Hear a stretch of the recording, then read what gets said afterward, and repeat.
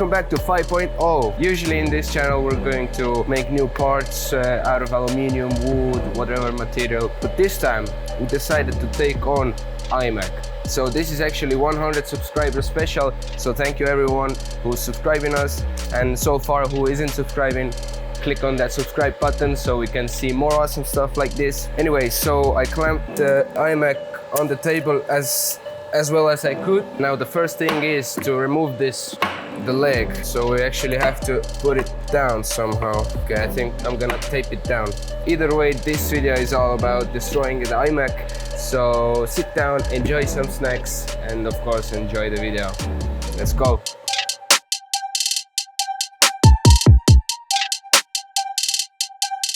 Okay, so obviously everything you see over here is like very dangerous, so please don't do this at home in case you have this machine because we are professionals, we're trained, we know what we're doing, at least some of it. So that's why we have safety precautions, glasses, keep safe distance, and this time we're going to use mega blockbuster iMac destroyer. Anyway, it's very good tool. Let's do the destroying. Let's see how iMac survives this. All right.